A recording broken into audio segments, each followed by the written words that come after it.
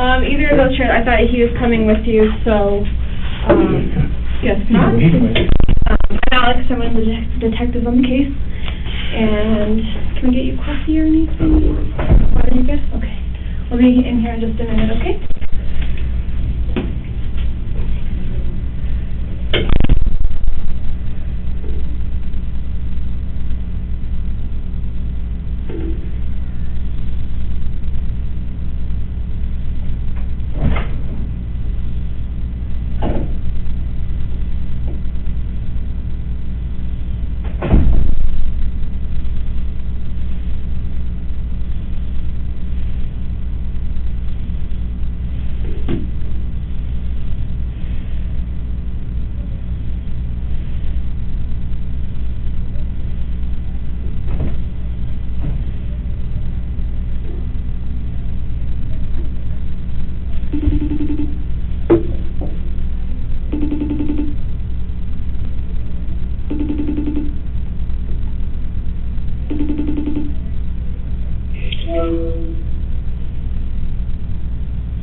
Can you hear me? Can you hear me? Can you hear me?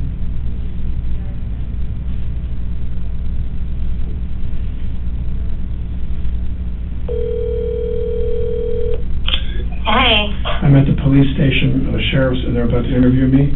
How is everyone at home? How are the kids? The kids are great. Did you hold on a second, please. Did you tell Carmen what's going on? No, I didn't. Okay. Are you convinced you don't want to come tomorrow? I mean, I don't think it's a good idea. Look, call me after you talk with the sheriff, but like, I don't think it's a great idea. I think this is, you know. Right, but let me just say this to you, just to be clear. They're going to make me stay here tomorrow anyway, to talk to my insurance investigators. This is really, I mean, I'll talk to you more, but I'm just saying. I'm so sorry. You must have you must be so traumatized. No, what I am is someone who, I don't want to do this for a living anymore, I don't want to be a public person. And, you know, I'm the one holding the gun in my hand that everybody was supposed to have taken care of. They always hand me a cold gun. Where are you now? I'm meeting with Michelle right now. Michelle who? And where are you? I'm at her apartment. Okay, all right, I'll call you back when I'm done, okay?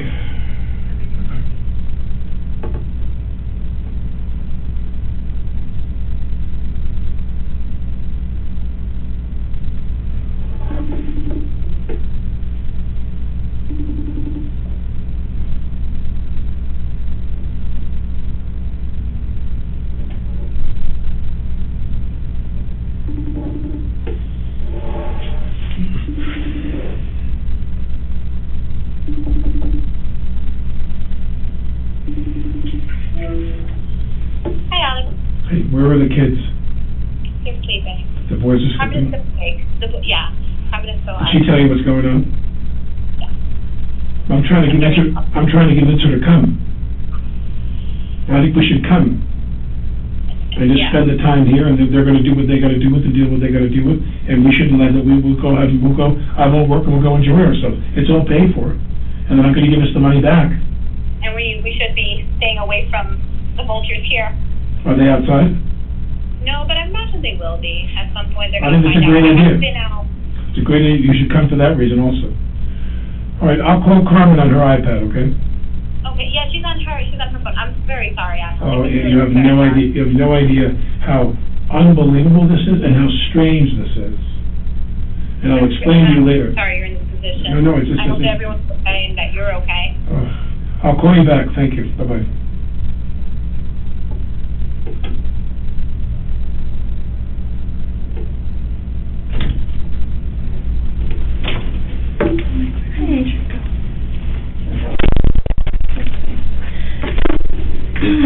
Hi, Samantha.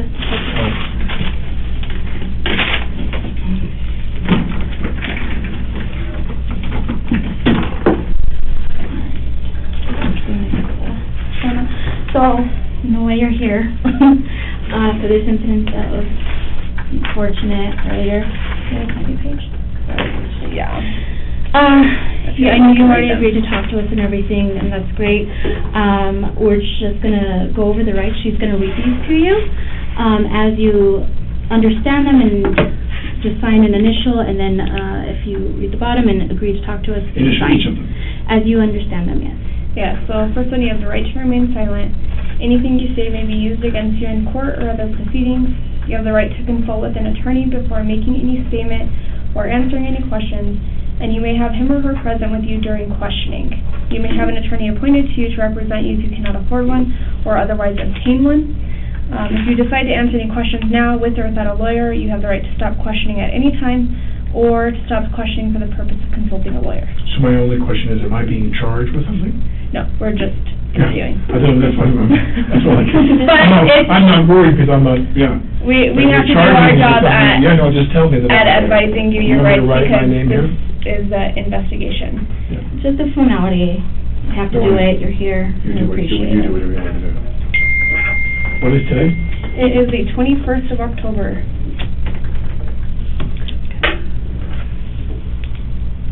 Oh. Long day? Well, what's interesting, not to digress on some commentary here, is that we've done this for 2 weeks and we did it the right way every day. Every day. You're on a set, you rehearse, they bring you what's called a cold gun. The gun is either completely empty, the chambers, or there is a cosmetic piece. So, for example, if you're the camera, and this is going to sound silly and specific, but if I'm pointing a gun close to the camera, you want to see into the cylinder that there's material in there, cosmetic material. So those rounds are cosmetic rounds. They put them in, and you rehearse, or even in a shot when you don't fire.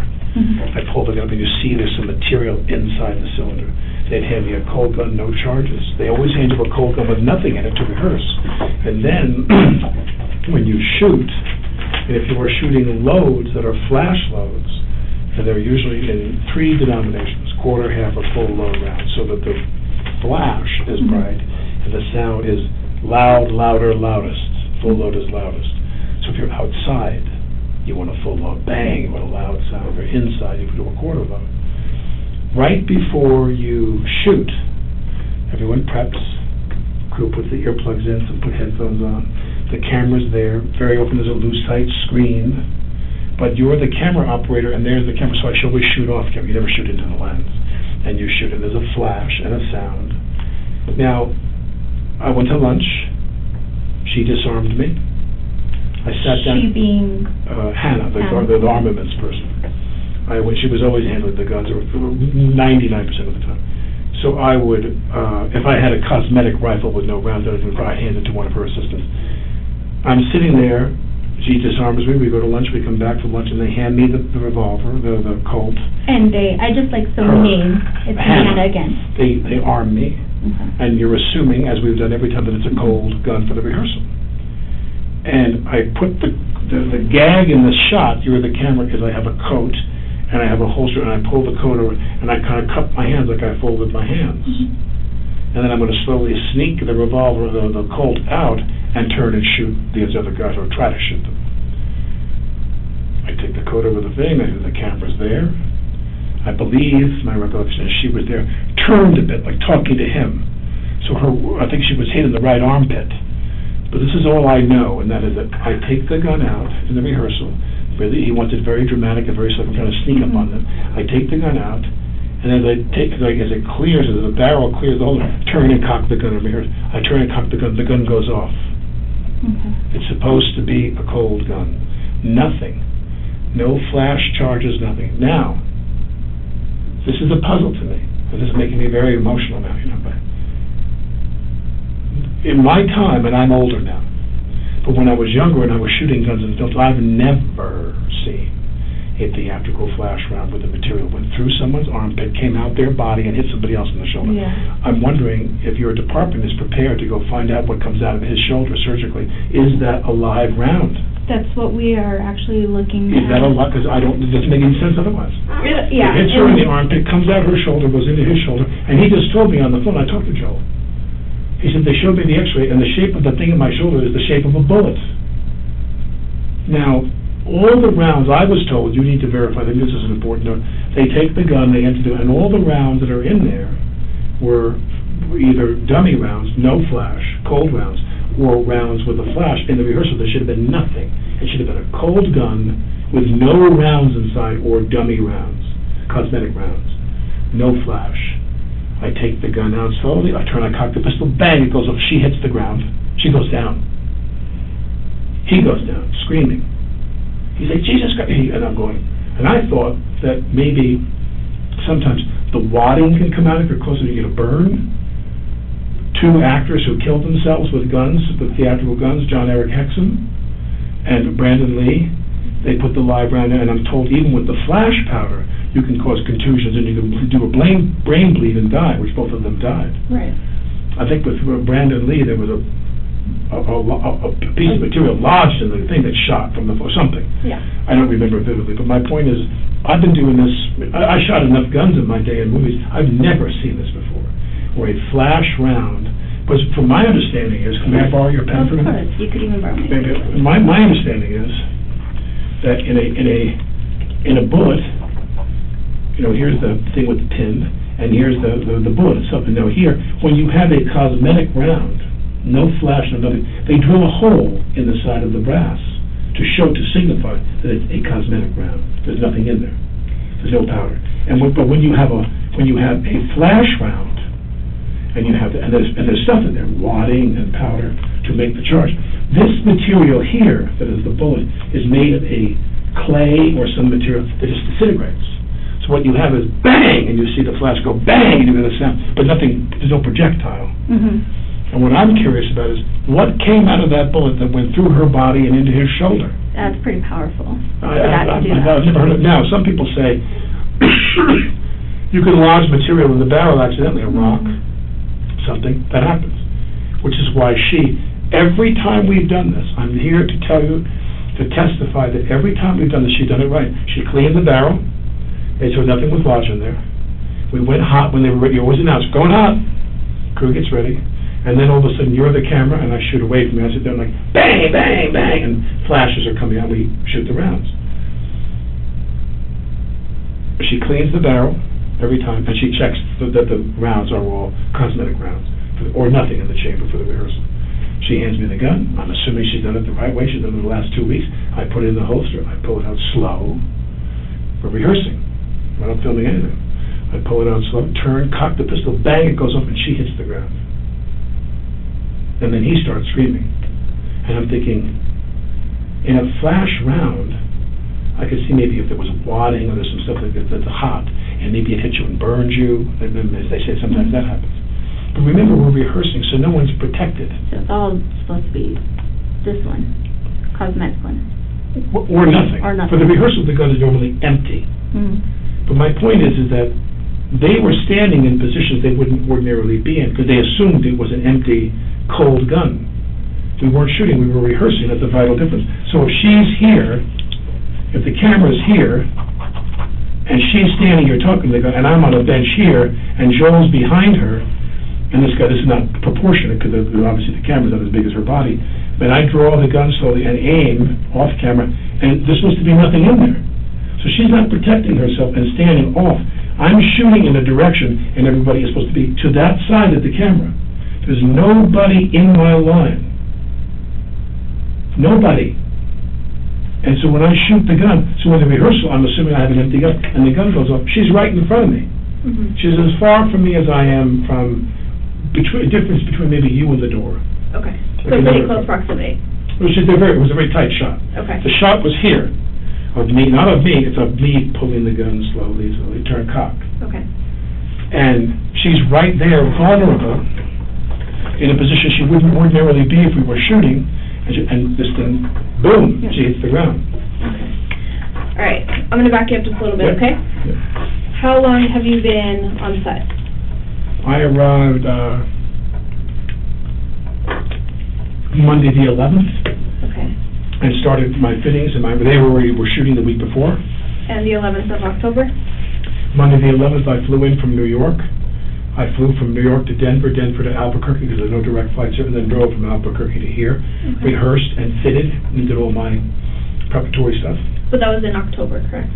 That was Tuesday the 12th, yeah. I flew on the 11th, rehearsed on the 12th, started shooting the 13th, Wednesday the 13th, I started shooting. Okay. We shoot a Wednesday through Sunday schedule. We're off Monday, Tuesday.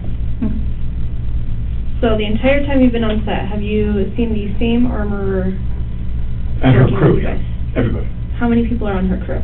My guess is that what I witnessed is 3, Okay, all young women. Hannah and 2 other women. all right.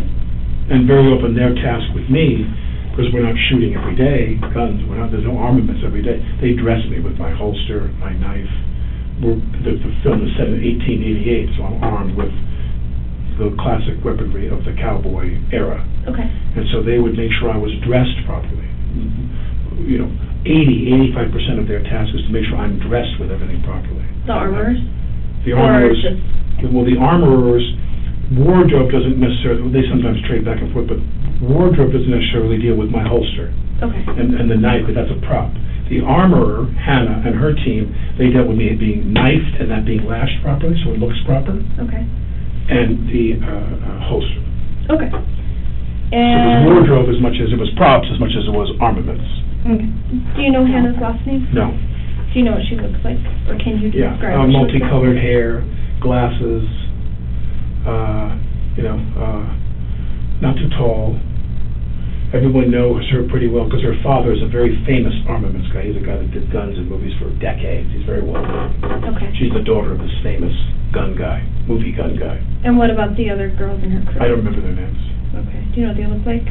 Blonde, thin, not too short, kind of medium height, and brunette, someone on the shorter side, maybe the same height as Hannah, brunette, and also you go back and forth between, they're wearing a mask most of the time on set. They've been ordered to do that.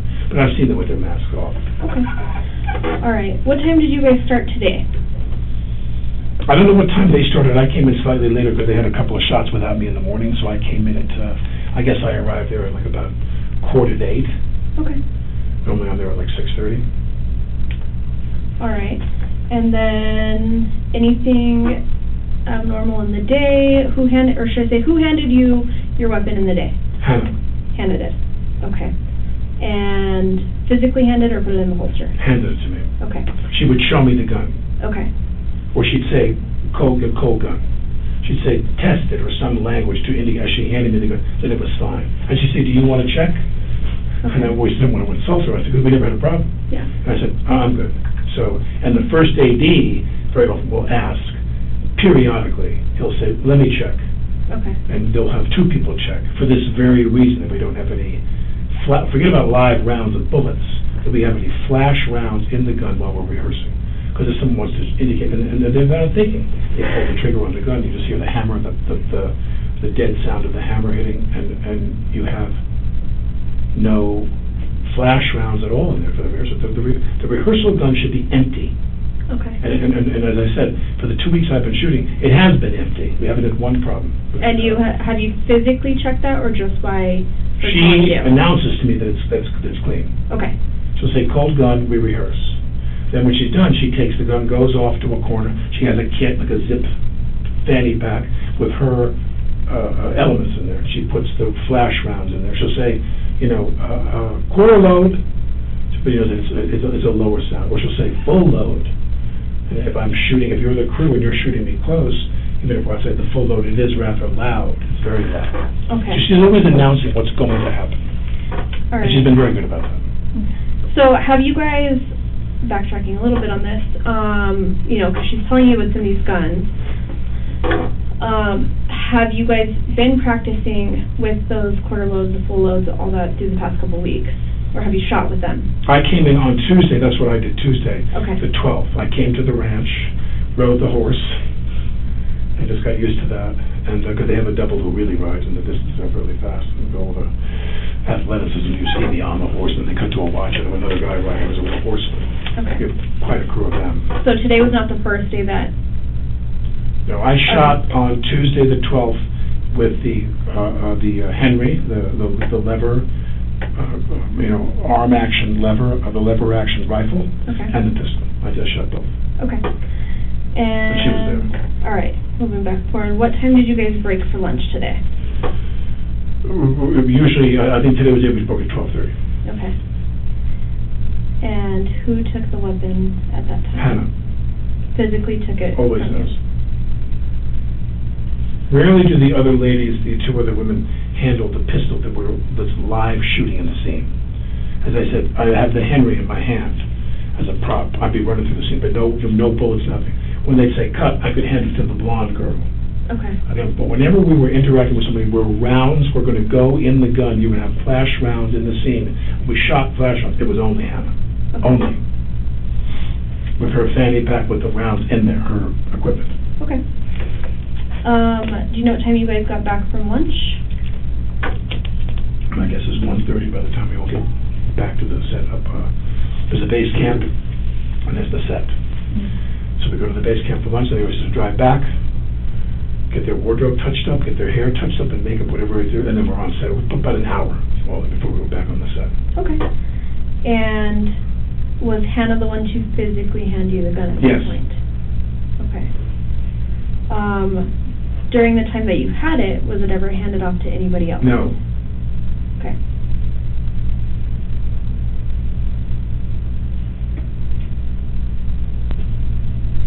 Did you see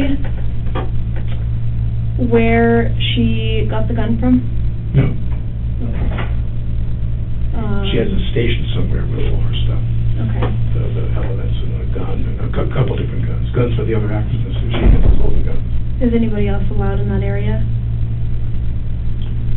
I don't know, but I know that on this, I've never seen anything that was out of the ordinary. She had like sometimes they have a cart, like almost like using like a hospital catering, and there's like a big plastic tray, a dark plastic tray, two levels and wheels.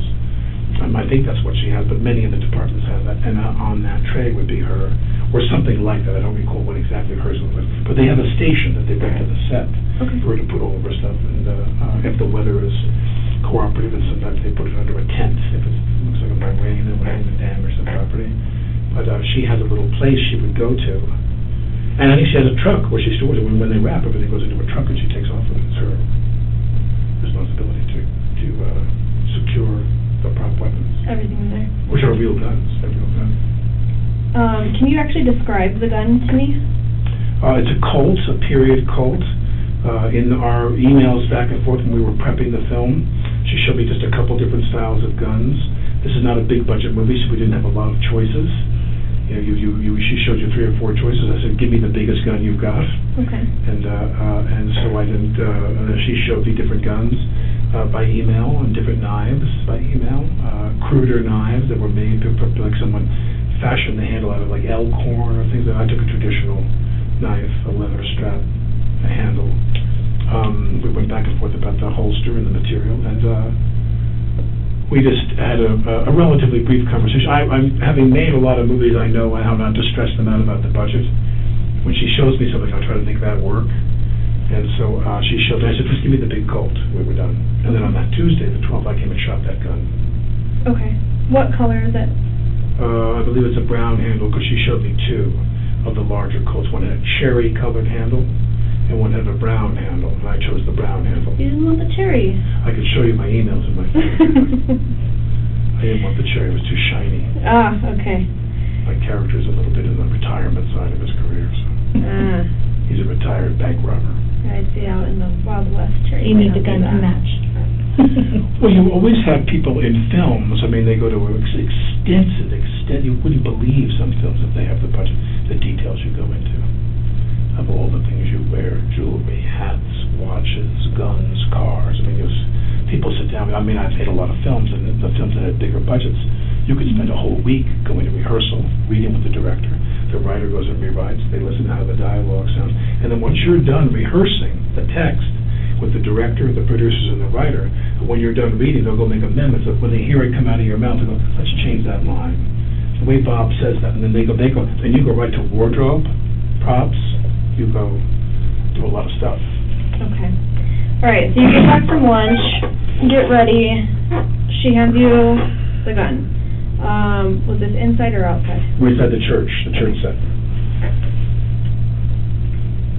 And was it the first rehearsal that the incident happened? Yeah, I believe so, because we talked about, as we were going to lunch, we're always talking about what's next. Okay. So as we were rehearsing scenes, he said, now I want to do a scene where We've done other shots before lunch. He said, when we come back from lunch, we'll do this. And he said, oh, wait, pull out, show me. Because I was showing you what I thought was the best angle to see the glint of the gun under my coat. Because you want the scene to work, the shot to work. So where the holster's here, the gun is here, my coat comes around, and I held my hand like it was like I was just cupping my hands, like I was just resting. Okay. And I showed him in the rehearsal. So when we came back after lunch, we rehearsed for the camera, and I took the gun. I'm showing him. I'm going to go like this, like this, like this. Cock and turn. Bang! It went off. The first time. Okay. So it was your. It was the very first time that we were shooting that shot, that we were rehearsing for that shot. Okay. That camera shot. And you may, if you don't know this, did you happen to see? So obviously you guys left from your upper shooting area to go have lunch, or did you eat lunch up there? No, we always go back to the base camp for lunch. Okay. For the stage. Did the armorers, or did you see the armorers go down? No. No. Nor would I. Okay. Well, once they're gone, I'm gone. Okay. Do people stay up on set, or does everybody go down? Well, there are many people who will forego lunch. Okay. I take that back, not many. There are some who will forego lunch because they have work to do. Okay. Someone will hold them a plate, they'll bring their own lunch. Many people, they make sacrifices because of their pride for their department. Mm-hmm. They may sit there and say, I think I need to paint that wall and touch up that wall. I think I need to distress those boots. They all have work to do. Mm-hmm. And very often, a small number of people will stay up top while we drive down from the set to the base camp. The caterer is there in need, but maybe a modest number of people stay up there. Okay. All right, and then I just want to clarify, really, I know you're drawing something. All right, so when you had pulled out the gun, obviously you were not at the cameraman, but you had identified there were two people there. Can you tell me who those people were? My recollection is that the operator was there. He's a Steadicam operator. Okay. He's a man who, there's either a camera on sticks that's stationary, or there's a man who operates a Steadicam that moves. The camera operator was there behind the camera, and she was to his right. And who is she? That's the one I'm asking. Halyna, the cinematographer. Okay. The camera director. And she was right next to the cameraman? She was to his right, to my left. And who was behind her? Joel. And he is? The director of the movie. Okay.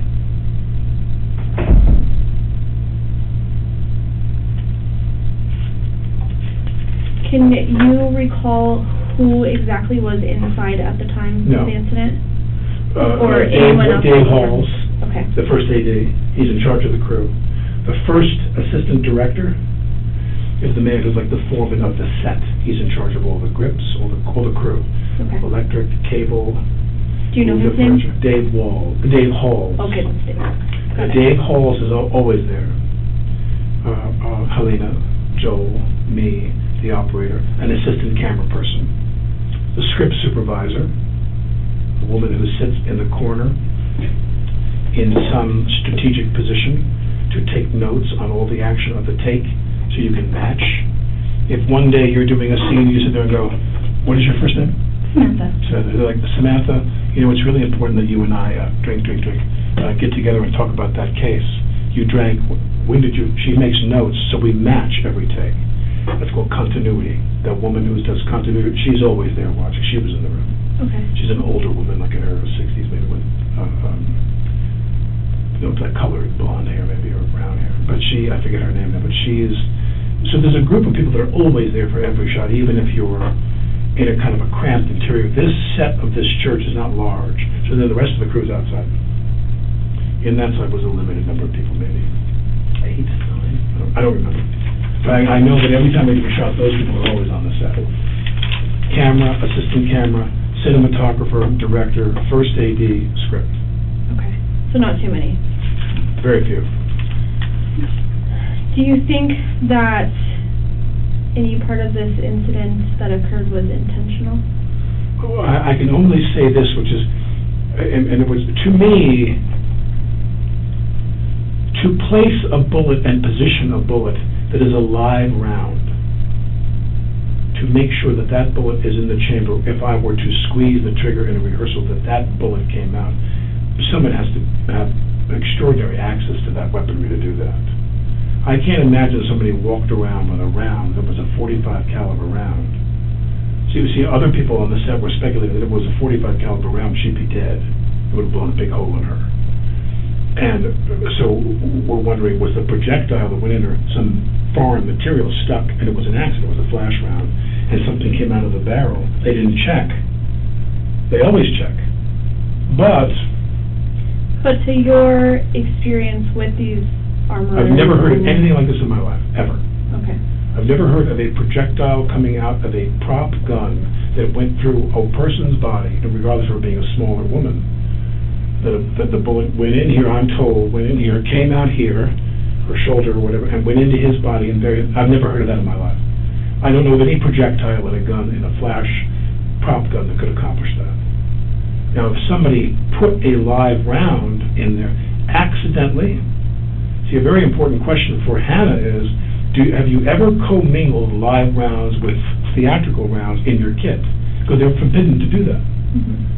According to, I think, the union rules and the safety rules for all the unions, you're not allowed to do that because of the fear of what will happen that you commingle. So, whether someone accidentally, and I can't even imagine this, deliberately placed a live round in that gun, I've never heard of that in my life, and I don't know anything about what happened, but all I know is when see, the other thing about this is, in a live round, you'd have a recoil, usually. When I shot that gun and it went off, I didn't shoot it when it went off, I didn't intend for it for what happened to happen. When that happened I'm always told, but because I'm not a gun person, I don't own a gun, they've always told me, they asked me to simulate the recoil. When I shoot the Colt, which is a big gun, 45 caliber bullet, they always teach me when we should go action. I go, get back here, boom, and they make me take my hand and go boom and have the kick, because there's no kick in a flash round. Okay. And when this happened, I don't recall there being any kick either. That's important. Okay. Are you, I know you said you don't own a gun, but are you experienced with shooting guns? Only as much as actors have to be experienced. Okay, which is normally not really... Well, I mean, like, if you do a movie, safety with weapons is primary. You go off with people, you go off with armaments people to ranges. I've gone to ranges in Arizona where we shot a lot of guns in a movie many years ago, and you go to a range and you shoot for a few hours, and they teach you how to shoot shotguns, Walther, different, little small guns, James Bond guns, big guns, Uzis, machine guns, whatever you're using, they make you go and rehearse for hours, like a whole day. Okay. Yeah, they're very safety conscious, as they have been here. They've been very safety conscious here throughout. That's what puzzles me. Well, we didn't have anything. And I guess that's more like the question that I'm trying to get at is, do you think someone would deliberately do this? I can't imagine who would. Okay. Now, people have said, that 6 people got fired from the crew yesterday because they said that the union, I don't want to get into a long diatribe about this, but the union, the International Association of Theatrical Stage Employees, IATSE is their name. IATSE is the union that controls all the actors. The Directors Guild controls the director, the Screen Actors Guild controls, but all of the crew are controlled by a contract in which those people voted to go on strike against the major studios, the major networks, the major streaming services, but not the independent film community. In fact, the IATSE rep for the New Mexico contract, because every state has different contracts, was instructed by his bosses in LA, he said, don't go on strike. The strike is against the majors, not against the indie people. And in the indie films, there's 6 different tiers, I believe, in terms of the contract, how much they're paid. Okay. A bunch of people on the set walked off anyway, even though they were told not to strike. They struck, and they left. And that was yesterday? That was yesterday. That was their last day. And Yeah, the question becomes, somebody said, would one of them do? I don't even know. I have no idea. I have no idea. Well, and I was, because that was mentioned to me, is that it sounded like it was most of the camera crew that walked off set yesterday and quit, and maybe they got fired because they walked off. So the other thing is that the 2 major people, like you said, the director, those are the ones who got hurt. So with the camera crew and them quitting, and then your director getting injured, as well as Halyna, you don't think there's anybody that had any anger towards them or anything that would want to... I don't know the details. I know that one guy, whose name I'm forgetting, he was a very heavy-set guy. Okay. He was and lovely to me, and he walked up to me and he said, thank you for the things you posted on social media in support of the IATSE strike. And he said, I'd like to talk to you privately, because he said, because I've got some of my guys sleeping in their car. Many of the crew here, because it's shooting in Albuquerque and Santa Fe, or Albuquerque-based, they live there. So the drive time, it's kind of common knowledge in the business that the unions in New Mexico signed very bad deals in order to attract movie shooting here. They wanted to grow the crew base here. So they signed a deal that wasn't a good deal when that gave them a 60-mile commute radius. So that means if you live within 60 miles of the set, you come to work and you don't get paid any, you have to drive home, they don't hotel you. They don't know in New York it's 30 miles, and they have to put you up in a hotel and give you gas money, and there's a whole other complicated contract in the more expensive markets. Here, this guy would tell me, he turned to me and goes, my guys are sleeping in their car. Now, I went to the AD and the producers, and I asked him, what's up with that? He said, they knew what the contract was. We signed the IATSE contract in New Mexico. And then in the middle of shooting, they decided they wanted to rewrite their deal. They said, put us up in hotels. Now, if you put the camera crew up in a hotel, all the other crafts are going to ask you to put them in a hotel. We don't have the budget for that. That could be $75,000, $80,000, you know what I mean? Who was that man? Who? The one you said that came up? Like I said, I forget his name. Okay. But anybody there can tell you who the big heavyset guy was, who was on the crew that quit yesterday. He didn't come to work today. But my point is that if I'm standing there in a rehearsal, I'm thinking to myself, could someone actually believe that in a rehearsal I would actually aim the gun and hit those two people? That's far-fetched. Or do they want just somebody to get hit? Or, I keep telling myself, more likely, was it an accident? It was a large quarter load makes noise, but it's like kind of a puff compared. But a half load could shoot a projectile if something was stuck in the barrel. And like I said, the thing that is, I think, going to answer all your questions is, what's in Joel's shoulder? Is it a rock or is it a bullet? I could actually show that to you. What? What was in his shoulder? We did they take it out? So you being on set for so many years, like you said, have you ever seen? You said you've never seen anything come out before. I've never seen a projectile come out. No. Right. No. But do you know what the bullets look like? Would it have looked something like this if anything did ever come out of something? Okay. Okay. So, let's backtrack a little bit. Let me say this to you. Hold on. That's a bullet. That's a bullet. Right. As I suspected, somebody put a live round in the gun. If that's a bullet that was pulled out of his shoulder, then someone loaded a live round into the gun I was holding. So now, let me ask you, did you see the rounds that were in the gun? No. Have you seen, throughout the whole time on set, have you seen what they look like? I've watched her load and reload the gun many times. Have you seen the bullets and stuff? Well, meaning yes, meaning you see sometimes the head is the casing, and the head is a pinched, it almost looks like a dumpling. It's closed at the top. There is no piece. And you put the cosmetic round in when you know you're going to see.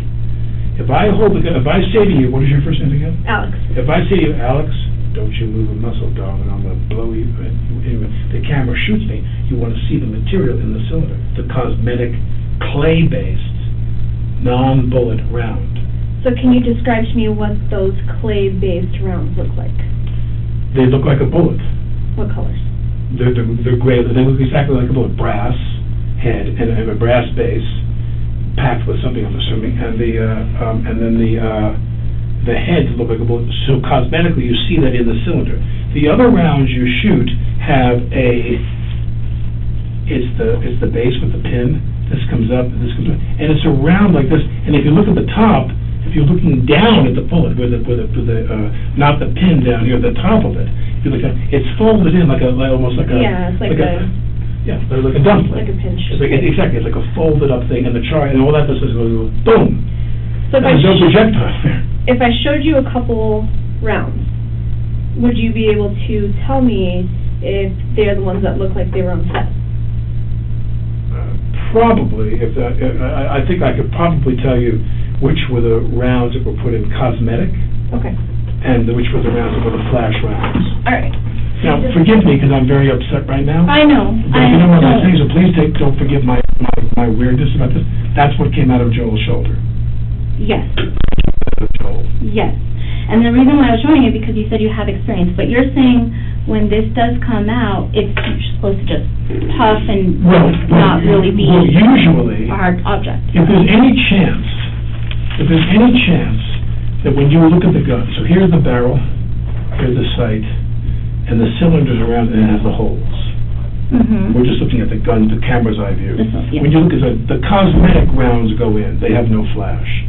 But if you want to have cosmetic rounds that flash, if you want me to hold the gun, you see the bullets, and I shoot, that material is often a clay or, fabricated material that just disintegrates, just turns to powder. And the round that you put that you don't see, you're not seeing down the barrel, you're shooting, those are the flash rounds, which have the top that looks like it's like folded kind of things like this, where it looks like someone's packed it and closed it. But specifically today was supposed to be either empty or the ones that don't even make anything. Cold rounds. So cold round, the one with the hole in it. Yes. And it's not supposed to puff up or powder off, like you said. Nothing. Halls told me that when he checked the rounds with her, they had the holes in them. And sometimes he told me, when I wasn't familiar with this, they'll take the round, and if it's a cold round, it'll have the holes, and inside will be BBs, and you shake it. Yeah. When you shake the BB, it's an acoustic thing to tell you that's a cold round. Okay, and that's what... Inside this base is stuff that rattles, little BBs that rattle. So you pick your gun, that's a cold round, that goes in the gun. Okay, and that's what you were supposed to have today. I was supposed to have an empty gun. Empty? Or when we shot, for the rehearsal, empty. Mm-hmm. And then when we shot, the flash rounds and everybody preps, and then she says, "Hot gun." She announces it, and the crew gets ready. But you didn't even get to that part. I rehearsed with a hot gun. Now. But you were supposed to be cold. Well, it was supposed to be cold or empty, but now, not only did I rehearse with a hot gun, I rehearsed with a gun that had a bullet inside. If that's what came out of your show, this is the most horrifying thing I've ever heard in my life. Well, so yeah, and that's why I wanted to make sure that any time that you've shot a hot gun, you've never seen anything like this come out before. Never. Because I'm not familiar with prop guns. Never. I can tell you what a projectile looks like, and that does look look like a projectile. But see, that's a bullet. Yeah, so that's what comes out of... Well, I think the question, I don't want to tell you your job, but I'm so sickened by this, that a bullet passed through this girl's body. She's in critical condition in a hospital right now, and I fired the gun. And if you don't think I feel really, really shitty about that, I do, but the question becomes, to ask Hannah, did you commingle live bullets? What they call live rounds. When they say live round, that's a bullet that a police officer would shoot. Mm-hmm. Where did that come from? In her kit? Yeah. She commingled live rounds with dummy rounds or movie rounds. And we asked her that. Do you know where you guys get the rounds from, who orders it, or you don't have any part of any of that? Who, me? Yeah, that's her, yeah. All familiar, okay. All I know is when we come to the set, you hand me a cold gun, nothing's in it. We rehearse. Then we load the gun with the flash rounds and we shoot. That's it, every time. We've never had a problem. So you didn't even get to that second part of, you'll hand it back.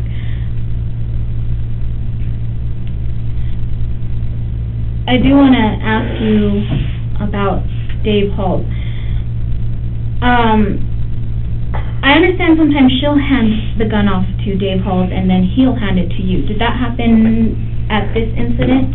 I don't recall ever doing it. It was Hannah handing it. I never recall. I recall that when we would stop the scene, if we finished a scene, Halls is someone who is assumed by his position to be authorized to do nearly everything. Mm-hmm. So if I was doing a scene with you and we finished the scene, we finished your angle and we were going to turn around and shoot my angle, when they say turning around, that means it's time to go to the bathroom, go get a bottle of water, go get a coffee, go smoke a cigarette. We have a break. And if I was going to go to the bathroom, I'd hand Halls the gun to give to her. I would only hand it to her, or if she wasn't around, if she was away because she'd be at the shop, they clearly hand Halls the gun, they give it to her. Give this to Hannah.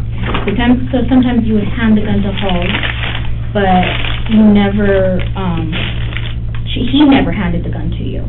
No. Okay. No, never. So you would hand it to him? I'd with a pass it gun? off to him if she was not on site, and I was gonna run to use the bathroom, I was gonna buy it. But that's very typical. Halls is empowered and authorized to hand him the weapon. He's the only other person to hand the weapon after we were done.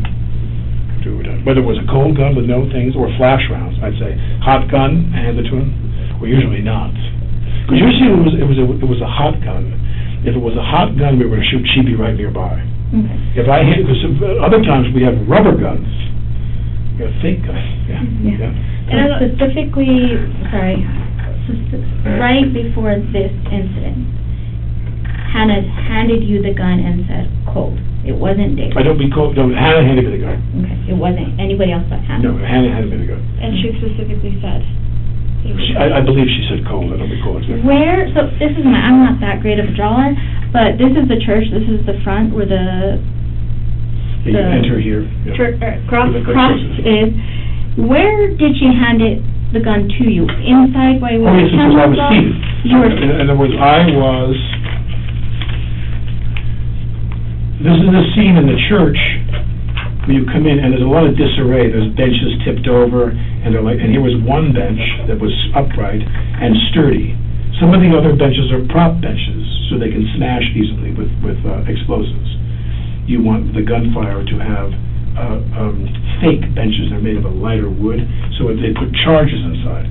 So when you shoot, cinematically, when a guy's shooting a gun and you turn around and see what he's shooting at, you're going to see charges that are buried inside. They put a little material behind, you're going to see boom, boom, boom, it seems flash. That is a prop bench.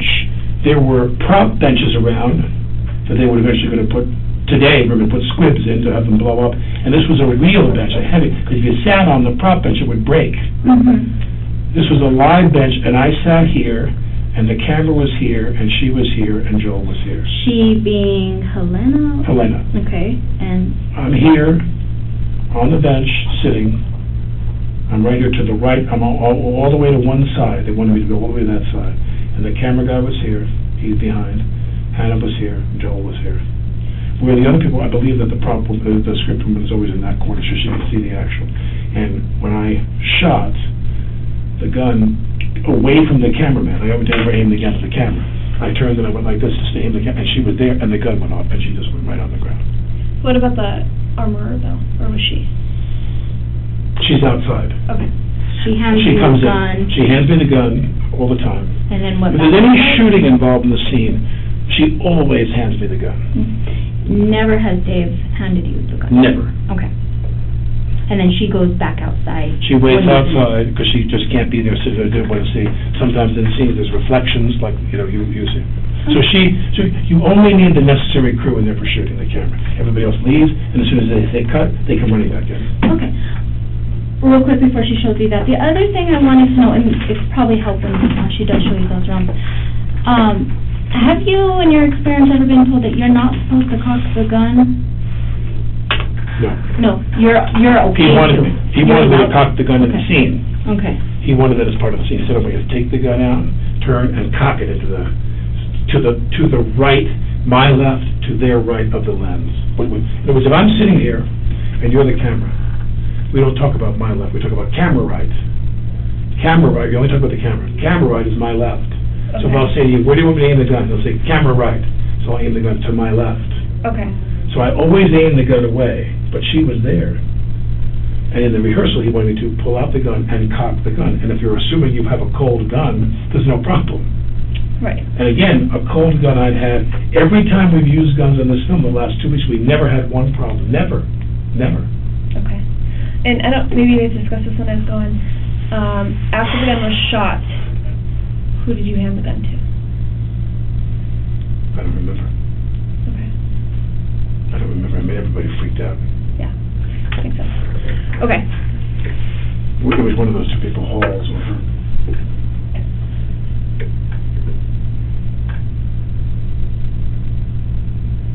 I don't really know. I would imagine, well, there's the dummy there. So that's probably a dummy round. And there's no drill in this. That might be a flash round. And as I said, so flash rounds do not have holes? Well, The flash round has a charge in here, Okay. of powder, different sizes, like I said, quarter, half, full load, and a wadding in there to pack it in, it's packed in tightly. Okay. So when you hit this pin, it explodes. Now, sometimes it has this material there if you have to have the cosmetic feature through the gun and then shoot, but often it has, there's the BBs in there. This is a dummy round. No dummy here, but there's that. My point is that very often when you give me, when she's loaded the gun with rounds for us to go hot and flash and shoot, they've had that creased, folded head, the dumpling head, as we say. Okay. They've almost never looked like this for the flash. Only when the camera sees inside the cylinder do you put those in there. But those are both dummy rounds. That's a dummy round. That's a dummy round. That's what they taught me. Yeah. I mean, I'm not an expert. I am. I'm sure you have more experience with dummy rounds than we do. I doubt that. I'm sure I always say to my wife, I think I should get a gun. I'm getting a little nervous about the word I met. I was like, no gun with my house. I got 6 kids. I'm 63 years old, and I have an 8-year-old, a 6-year-old, a 5-year-old, a 3-year-old, a 1-year-old, and an 8-month-old that we had as a surrogate. Oh my my daughter. gosh. I'm 63 years old, and we had 6 kids in 7 years. So my wife was she was born in the U.S. but raised in Spain. She's like, Alec, we will not be having any guns in the house. No. But Okay. I believe there's a dummy round. So you call this a flash round, right? No. Flash round means there's a charge in there. No charge in there, if you hear that sound. Okay. No charge in there if you see that. So what happens So I when was you shoot told. these? Or to what you? You put them in there cosmetically with nothing in them so that through the cylinder you can see that. Okay. You can see in the cylinder whether the cylinder is empty, Or and they look bad, continuity-wise, or that there's a round in there. So they put a cosmetic round in the chamber. They load the gun, close it, and then I hold the gun. You see the things in there. A flash round would be like what crimped is the word, a crimped round with a charge inside, and that one shoots, and there's no projectile. I'm really challenged whether they ever see. I doubt, sometimes they have these where you can do both, but that's the clay material. But usually, 99% of the time when we shot a flash round, it was the crimped thing, and you don't see inside the cylinder. Okay. So you're the camera, and I'm not pointing where you can see it. I'm off a little bit, and all you see is the flash. Do you know what would happen if you shot one of these? Have you ever had experience with that? Nothing. Nothing happens with them? There's no charge in them. Okay. This Did you see the indicates. bottoms? Right, well, sometimes they have the pin to create something. I'm just saying, when I look at this, when I go like this, now, by the way, there could be a charge in there, and that charge and those BBs could come out. I don't know enough about it to know whether this rattling indicates that it's an empty, a cold round. That's obviously a cold round, because that's where the gunpowder would be in here. Mm-hmm. That's a cold round. This, I'm assuming, is a cold round, because they go like this to tell themselves it's a cold round. I believe, please don't take my word for it, Just in your experience. I'm a father of 6 children, pretty much, that's all I do these days. My experience is those are both cold rounds. Okay. And I was told by Halls that when they took the gun away and looked at them, every round inside the gun was a cold round except the one round was not only a hot round, it was a live round, it was a bullet. If you're telling me that that's what came out of his shoulder, there's something really, really scary going on here. Well, and I think that's what she was Something trying really to bad. ask, is if any time, well, you said these are cold ones, but the ones that are not cold, the quarter, Right. those, They have the crimped head. have you ever seen anything like that ever come out on set? No, it's not possible. Not possible, It's okay. not possible. Yeah, they don't have a head. I'm saying these. They don't have there's no projectile. There's no projectile, okay.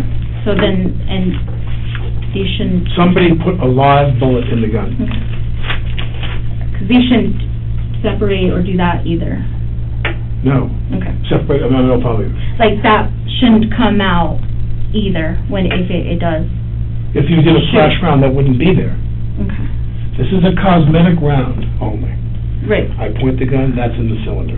When we shoot the gun, 99% of the time, it's a flash round that you don't see the cylinder. You're the camera, and I'm slightly off, so you don't see me on the... I'm sorry, we keep having you explain that, but it's just because there's different rounds. Right.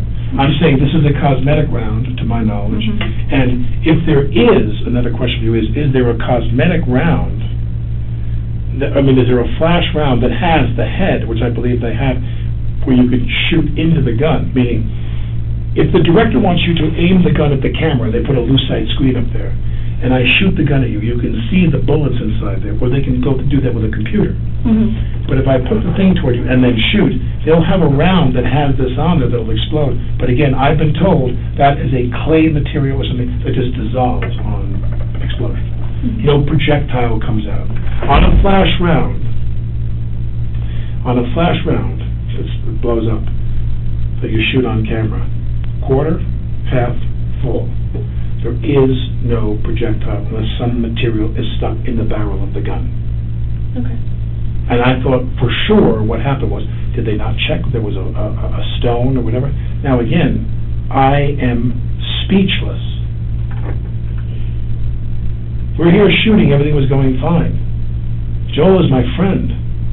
I'm one of the producers on this movie. Mm-hmm. We've developed this movie together for 3 years.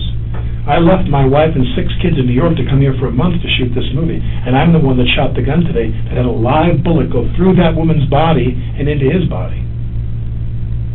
And I need to know, how did that happen? Where did that bullet come from? There are no live rounds in her kid, I'm told. Everybody is sitting around waiting for me to come here with all the sheriffs and all the people that were there, waiting for us to get ready to come and do this with you. But all they did was talk about that. But it's speculation of like, in her kit, she doesn't have live rounds. And that's what we were told. That's what when we asked her, she said there's no live rounds, not even in her kit, not on set, anywhere. So for that very reason, we want to know the same question too. Yeah, how if there's not supposed to be any live rounds on set, Then it comes down how to and who possible manufacturer defect. or them. that a cosmetic round shot this projectile through them? Is that possible? Did you find out? I don't know. It's possible. Oh, it is. They told you that mechanically, if that's possible. Yes. I've So heard. sometimes there is a charge in the end of not intentionally, but A mistake.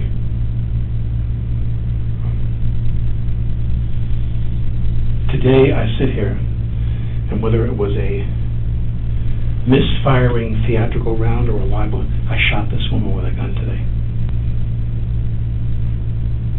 That doesn't feel so good, you know. I can imagine that would not feel good. I feel really bad, you know, it's like everything was going great. The only problem we had was when these 6 guys wanted to quit. And I don't know the jargon, but their union rep or whatever in the New Mexico contract, different contracts in different states, the person that was in charge of these people and a kind of a pipeline, a lot of shooting going on, a lot of movie for TV work in Albuquerque, Santa Fe. The person was their head person, told them, don't strike. It's not, again, we don't want to cripple the indie business and put all of our employees out of work. Our indie contract is set for now. You have a contract you're under. Now we can renegotiate that contract, which no doubt they will. But in the meantime, you have a contract that you agreed to, and those men came, I'm not criticizing them, they came under a contract which they knew what it was. They reported to work, and then halfway through the shooting, they left. They walked off. And I don't, when he said to me, well, my guys are sleeping in my car, the ADs and the producers said to me, well, they're all of a sudden complaining about a contract they've been working on it for quite a while. And some days we wrap, and they shoot nights. Those are tough. The men, the women, they have to go back to their homes and maybe Albuquerque and drive an hour. And it's 3 o'clock in the morning, Mm-hmm. And we try to put the night shooting on the weekend so when you wake up the following day you're off. And then and then some days we wrapped at Ferry. The day before they walked up the job, we wrapped at 5:45 in the afternoon. We had a very reasonable day. We had a very easy day, 6 o'clock. As I'm driving away with them, and I waved to that guy. The guy said, I want to talk to you, the heavyset guy. Yeah. And I'm leaving. I said, I'll see you tomorrow. And I left, because I want to get home. Right. I want to go call my kids before they go to bed in New York. And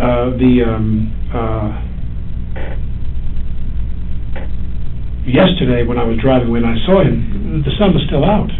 We didn't shoot a day like usually we shoot till we lose the light. That's why we're here, to shoot in New Mexico. Yeah. New Mexico is the star of the scenery. movie. Yeah. Okay. So do you, in your opinion, feel that this could have been an accident? Or do you... I want to believe that, let me ask you this, because I don't know anything about this, because it was such mayhem when this happened. Everybody was sick that this happened, because we didn't know, no one imagined, everyone thought she was hit by wadding or something, got burned. No one presumed she was shot with a bullet, any projectile went through her body. No one even considered that wasn't possible. So the question is, the cartridge that came out, the cartridge is when the gun that they fired. Have you got that? No. So we have to send that, we don't analyze that stuff, we collect it, but then we send it to lab. It was collected. You have it will be. Right, that's all I'm saying, is that to me, I'm wondering, what was that? What was in that? The measure, I don't know anything about that, what ballistics, how can they measure what was in that? How much of it? And that'll all be done at the lab. Yeah, I don't know. All I knew was the gun went off, she hit the floor, he hit the floor, he started screaming. He was in a lot of pain. She went into shock. She didn't talk. Right. Her eyes are rolling back in her head, and blah, blah, blah, and bad. And everybody starts getting really, and then they start doing CPR, and everybody gets really panicky. And then people start wondering, what, did something, we assumed, because the wadding can burn you, there's material that can come out under that, very rarely, that could burn you. But remember, that often doesn't happen because there's always a cold gun on the rehearsal. By the time you leave, if the wadding comes out and it hits somebody, they're 20 feet away from you. In a gunfight, the crew is away. You're not shooting anybody near the crew. And my point is that when she went down, I thought, what was stuck? We all said the same thing. What was stuck in the barrel? Was something left? They didn't clean the barrel, which they always do, always. And was there a rock or something that went through her body? I didn't know about the passing through her body. I know she was hit. I didn't know where, and I don't know to what extent. But we all presumed, as we're sitting outside, bullshitting for the last 2 hours while this went on, the aftermath, we assumed something was lodged in the barrel, was a projectile that went into her body. Now, when you tell me that's what came out of Joel's shoulder, that's a faulty round, which I've never heard of that before. Okay. Never. I've never heard of a theatrical flash round that was loaded into a gun that had a projectile that misfired, and that projectile came out that was a lethal round.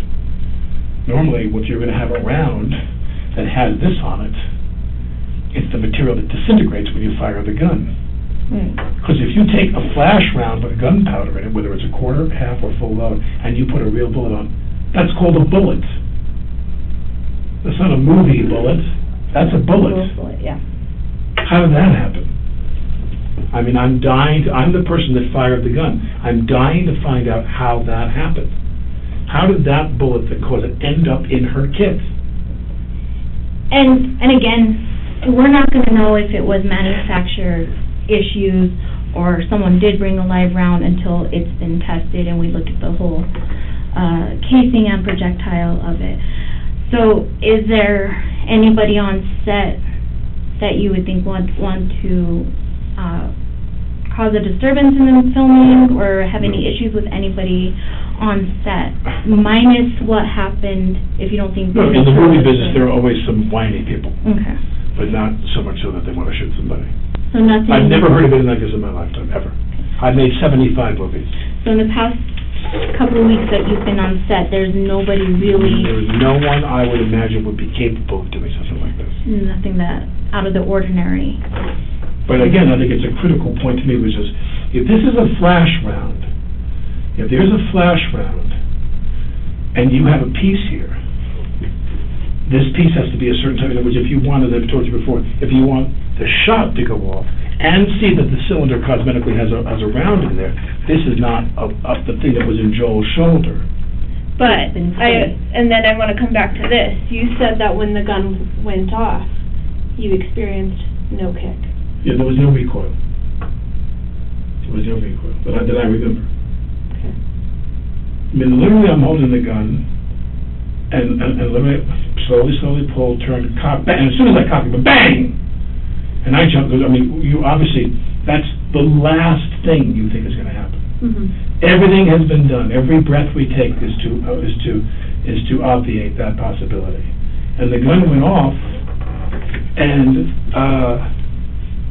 all I can think of, as I keep saying, is that I've never heard of a flash round that had a bullet on top, that had a projectile similar to what came out of Joel's shoulder. I've never heard of that in my life, ever. Never. Flash rounds normally have the crimping. If there's a head on there, it's made of a special material. And in this scene, you were to look down the barrel of the gun and shoot. You have to ask them that, by the way. You have to ask, well, both of them are in the hospital now. But was it their intention? Because when I would give them the gun, I'm assuming it's a cold gun with nothing in it. When it goes to time to shoot, are they going to see in the barrel that there's a gun there? Very often what they'll do is they'll have you put the cosmetic round in, I'll draw the gun up, I'll aim it, they cut. And cinematically they'll cut to the other guy going like this, then they'll cut back to me with the flash round with no projectile. But all I'm saying to you is a theatrical round, a flash round with a bullet head, I've never heard of that in my life, ever.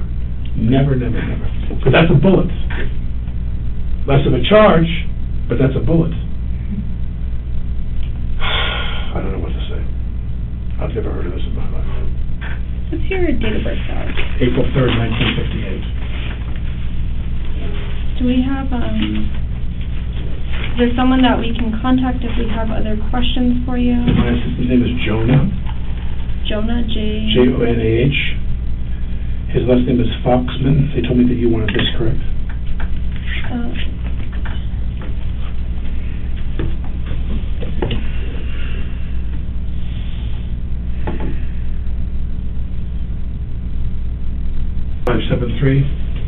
Five 5836.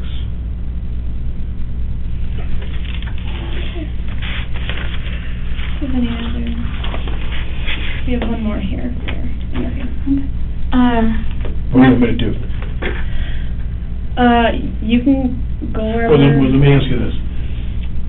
Originally, this is a very complicated, modest compared to what happened to them, but my wife and my whole family was scared. And on Saturday, my daughter was going to be in the movie. They had a little part for my daughter. The 8-year-old. Oh, she was so excited to go. And now the question is, Joel's not going to go back to work for a while. Right. I doubt he'll be back to work in a week or two, at that. Who knows what they're going to do, but they're going to get the shit suit out of them. I think his was a shoulder. He might, I don't know, it's up to him how he feels and stuff on But I'm sure that there are so many insurance issues for them. There's going to probably be a halt on They're in a lot of trouble, insurance-wise and civil action-wise. What I'm saying is I told them I would stay here tomorrow. My family's not going to come now. Okay. I begged them to come, and my wife wants to cancel the trip. She thinks it's just a weird energy. I told the producers that I would stay tomorrow in case anybody else, their insurance investigators, anybody, their lawyers wanted to talk to me. I'll make myself. And then Saturday I was going to fly home to New York and just wait for them to tell me what to do. Did you need me to stay here beyond Saturday? I will do whatever you tell me to do. Okay, so I think, what we need to do, we're going to go and process the scene. If there's anything else that comes up, and that we need to contact you, you said you'll be here till Saturday? Or you want to fly? Oh, no, as of now, I'm going to stay tomorrow to make myself available to the insurance investigators and their production's attorneys. Yeah. To make myself available. They've told me they're not sure they need to talk to me. I'm going to stay tomorrow and get on a plane Saturday to go home. And God knows when we're going to come back. It might be months. Okay. So we can contact you. Yes, as long as we have this number and he's not going to change it. Right, what I'm trying to say is that I'm going to leave on Saturday unless you tell me not to. You're okay. If you tell me to come back in, I'm going to do whatever you tell me to do. But my wife wanted me to come home. Yeah, so as long as we have a way of contacting you is what we need to do to get a hold of you, okay? But I think unless tomorrow you hear something different from us, because right now we'll interview a couple of people. Tomorrow, I'll come here right away. Okay, yeah. Tell me what you want. What's your work cell? 490. Or your office, sorry. That one I don't know. I don't use it. 986. So 2850, 490, 2850. This is work cell. I'll just put. So the two of you are not best friends and you go bowling together and go to movies together now? Yeah. Yeah, we Very, very close and very close. That's why, so this is my card, I put her name on the back of that one, but my, office is How do you that prefer to first be one. contacted? Office? Oh, let me put my, because mine's a different, What size? yeah, I don't, my desk phone has issues, so I use my work cell phone all the time. And that's usually the best way to get a settlement. Actually true. And then if I'm not at my desk either. If I don't hear from you otherwise, I mean, I'll come in tomorrow if you Yeah. prefer, but if I don't hear from you otherwise, as of now, I intend to go home on Saturday. So yeah, and that's fine, because right now, we still have other interviews to do, we gotta go to the scene, process it. The processing at the lab might take longer, so you might even not hear from, if And there's you 2 do. years backlogged right now.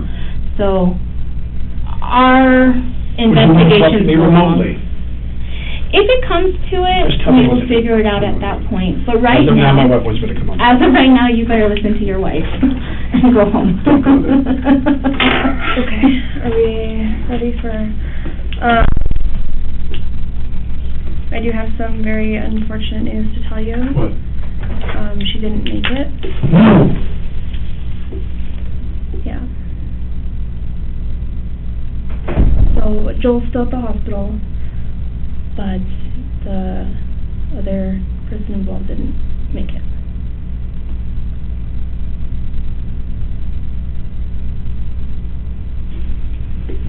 Sorry.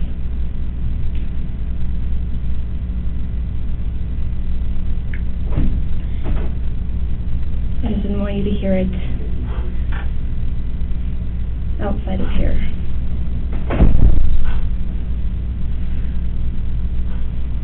Is there something we could do for you? Is that Jonah in there? What? Jonah, the one back there? Yeah,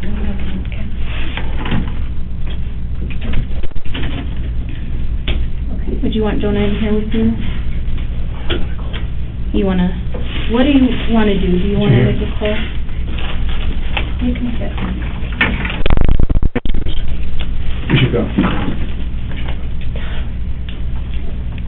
Are you guys needing a ride, or are you comfortable? I think they've got their baby. Are you comfortable driving though? I want to go call my wife. Of course, we could even give you privacy. No, we're going to go. Okay, I have yeah. videos, we're going to go.